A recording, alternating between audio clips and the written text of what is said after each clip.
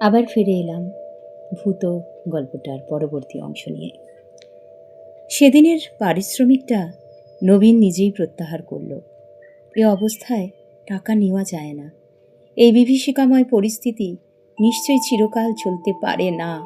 অল্প দিনের মধ্যেই আবার স্বাভাবিক অবস্থা ফিরে আসবে এ বিশ্বাস নবীনের আছে। ভাদ্র মাস, গরম প্রচণ্ড, তার উপরে এই অভিজ্ঞতা।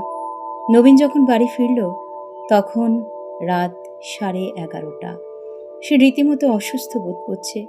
এই প্রথম ভূতের উপর একটু রাগ অনুভব করছে সে, যদিও সে জানে ভূত তারই হাতের পুতুল, ভূতর দোষ মানে তারই দোষ। টেবিলের উপর ভূতকে রেখে নবীন দক্ষিণে জানালাটা খুলে দিল। হাওয়া বিশেষ নেই, তবে যেটুকু আসে, কারণ আজ শনিবার। রাত 12টার আগে পাখা চলবে না। নবীন মোমবাতিটা জ্বেলে টেবিলে রাখতেই একটা জিনিস থেকে তার হাত পা ঠান্ডা হয়ে গেল। ভূতর কপালে বিন্দু বিন্দু ঘাম।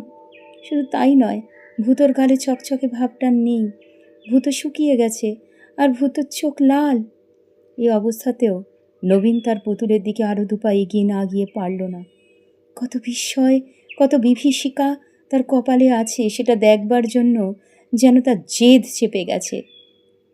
দুপার বেশি এগোনো সম্ভব হলো না নবীনের। একটি জিনিস চোখে পড়ায় তার চলা আপনি বন্ধ হয়ে গেছে। ভূতর গলা বন্ধ কোটের বুকের কাছটায় একটা মৃদু উত্থান পতন। ভূত শ্বাস নিচ্ছে। শ্বাসের শব্দ শোনা যাচ্ছে কি? হ্যাঁ, যাচ্ছে বই কি। ট্রাফিকবিহীন নিস্তব্ধ রাত্রে নবীনের ঘরে এখন একটির বদলে দুটি মানুষের শ্বাসের শব্দ।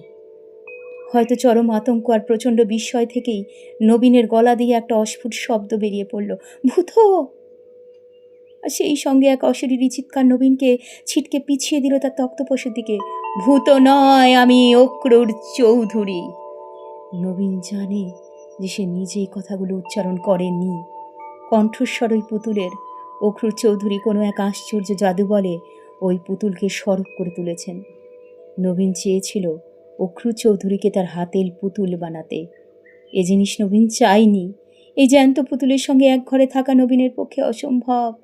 সে এখনই কি যেন একটা হলো। একটা শ্বাসের শব্দ কমে গেল কি? হ্যাঁ, ঠিক তাই। ভূত আর নিঃশ্বাস নিচ্ছে না। তার কপালে আর ঘাম নেই, তার চোখের লাল ভাবটা নেই, চোখের তলায় আর কালি নেই। নবীন খাট থেকে উঠে গিয়ে ভূতকে হাতে নিল।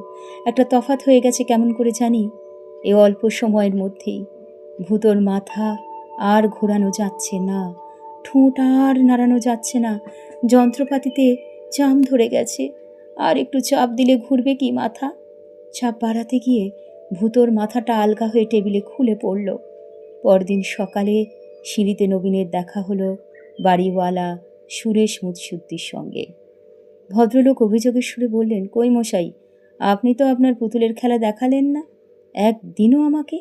সে যে ভেন্টিকোলজিয়ান নাকি? পুতুল নয়, বলল নবীন। এবার অন্য ম্যাজিক ধরব। আপনার যখন শখ আছে তখন নিশ্চয়ই দেখাবো। কিন্তু হঠাৎ এ প্রসঙ্গ কেন? আপনার এক জাত ভাই যে মারা গেছে দেখলুম কাগজে, অক্রুর চৌধুরী। তাই বুঝি? নবীন এখনো কাগজ দেখেনি। কিসে গেলেন? হৃদরোগে, বললেন সুরেশবাবু। আজকাল তো 70% জনই যায় ওই রোগেই।